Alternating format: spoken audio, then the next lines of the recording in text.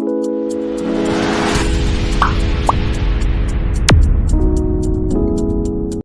Everyone, my name is Ranjana Gupta. तो क्विकबुक्स में हमने अब तक ट्रांजैक्शंस रिकॉर्ड करने के लिए कुछ ऑप्शंस डिस्कस कर लिए थे, जैसे कि invoice, cash memo, purchase bill, expense और चेक।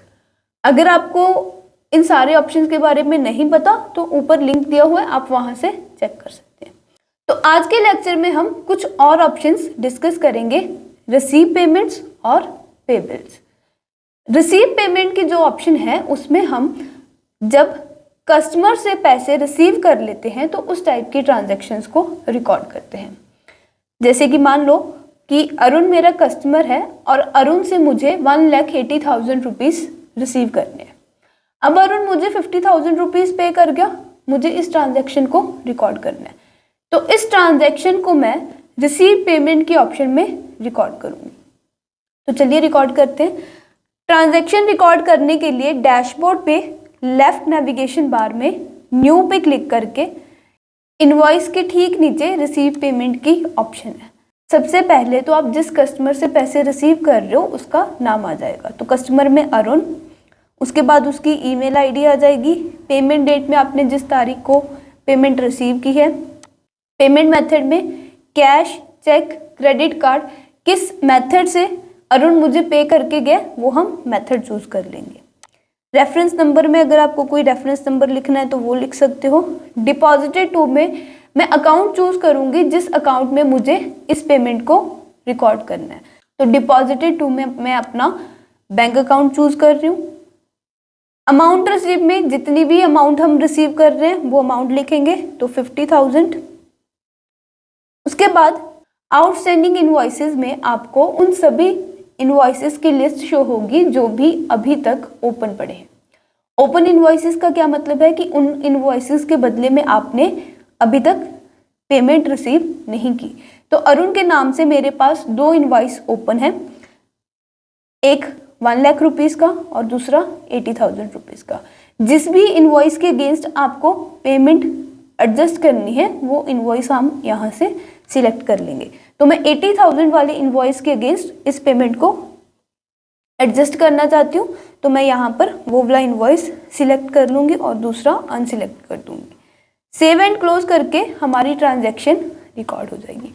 अब देखते हैं कि इस ट्रांजैक्शन का अरुण के अकाउंट पे क्या इफेक्ट पड़ा है। तो अरुण का अकाउंट ओपन करने के लिए डैशबोर्ड पे सेल्स में से कस्टमर चूज कर लेंगे।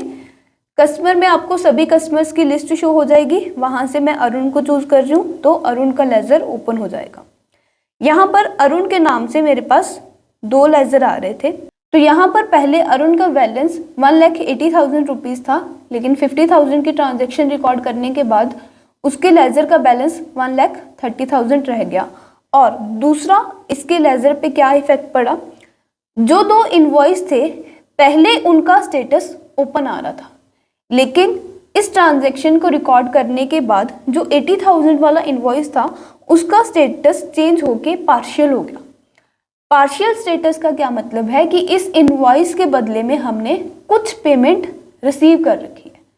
पूरी पेमेंट रिसीव नहीं की, लेकिन कुछ पेमेंट हमने रिसीव कर ली, इसलिए इसका स्टेटस पार्शियल आ रहा है। जब हम पूरी पेमेंट रिसीव कर लेंगे तो इसका स्टेटस चेंज होके पेड हो जाएगा।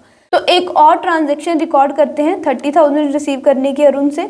रिसीव पेमेंट में Arun, payment method deposited to bank, amount received 30,000, invoice second invoice के अगेंस्ट ही मुझे एडजस्ट करना है इसे। 30,000 की ट्रांजैक्शन रिकॉर्ड करने के बाद अरुण का बैलेंस 1 लाख रह गया और जो 80,000 वाला इनवॉइस था उसका स्टेटस पार्शियल से चेंज होके पेड हो गया। इसका मतलब कि उस इनवॉइस के बदले में मैंने अरुण से पूरे पैसे रिसीव कर लिए। तो अब आपको रिसीव पेमेंट के ऑप्शन तो समझ आ गई होगी।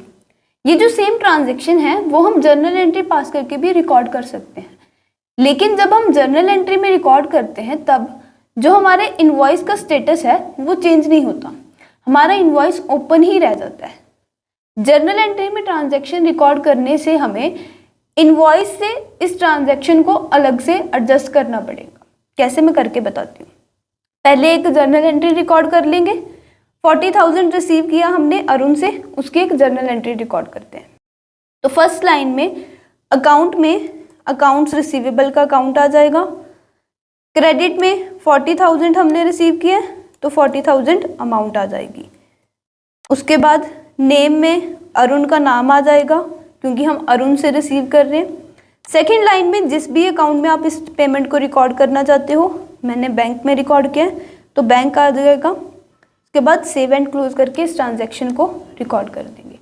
इस ट्रांजैक्शन को रिकॉर्ड करने के बाद अरुण के लेजर का बैलेंस तो 60,000 हो गया, लेकिन जो 1 लाख वाला इनवॉइस था उसका स्टेटस अभी भी ओपन है, वो एडजस्ट नहीं हुआ, तो उसे हमें अलग से एडजस्ट करना पड़ेगा। तो एडजस्ट कैसे करेंगे? रिसीव पेमेंट के ऑप्शन में न्यू पे क्लिक करके रिसीव पेमेंट के ऑप्शन ओपन करेंगे। कस्टमर में अरुण चूज कर लेंगे। उसके बाद आपको पहले यहाँ पर हमें सिर्फ आउटस्टैंडिंग ट्रांजैक्शन की लिस्ट आ रही थी, अब नीचे क्रेडिट्स की लिस्ट भी आ रही है।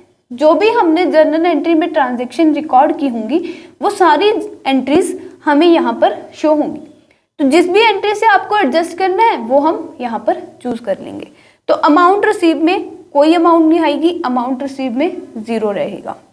जिस भी इनवॉइस से आपको जर्नल एंट्री एडजस्ट करनी है वो इनवॉइस चूज करके नीचे क्रेडिट्स में वो जर्नल एंट्री चूज करके हम सेव एंड क्लोज कर देंगे। तो हमारी जर्नल एंट्री इनवॉइस से एडजस्ट हो जाएगी और इनवॉइस का स्टेटस चेंज होके ओपन से पार्शियल हो जाएगा। देखिए, आप रिसीव पेमेंट के ऑप्शन में भी इस ट्रांजैक्शन को रिकॉर्ड कर सकते हो और जर्नल एंट्री में भी रिकॉर्ड कर सकते हो। लेकिन जब हम रिसीव पेमेंट में रिकॉर्ड करते हैं तो वो पेमेंट ऑटोमेटिकली इनवॉइस से एडजस्ट हो जाती है। लेकिन जब हम जर्नल एंट्री में पेमेंट रिसीव्ड की एंट्री को रिकॉर्ड करेंगे तब हमें एक और अलग से एंट्री रिकॉर्ड करनी होगी जिसमें हम जर्नल एंट्री को इनवॉइस से एडजस्ट करेंगे। तो होप आपको रिसीव पेमेंट की ट्रांजैक्शन और इनवॉइस से पेमेंट को कैसे एडजस्ट करना है वो समझ आया होगा। पे बिल्स का प्रोसीजर भी सेम है। अगर आप सप्लायर को पेमेंट करते हो तो वो पेमेंट हम पे बिल्स के अंदर रिकॉर्ड करेंगे। सेम आप जर्नल एंट्री भी पास कर सकते हो, लेकिन अगर आप जर्नल एंट्री पास करोगे तो आपको बिल से पेमेंट बाद में एडजस्ट करनी पड़ेगी। तो अब आप पे बिल्स के ऑप्शन को भी ट्राई करके देखिएगा, पे बिल्स में भी ट्रांजैक्शन रिकॉर्ड करके और जर्नल एंट्री पास करके भी बिल्स को एडजस्ट करके देखिएगा। मिलते हैं नेक्स्ट लेक्चर में, तब तक के लिए stay tuned and thank you so much.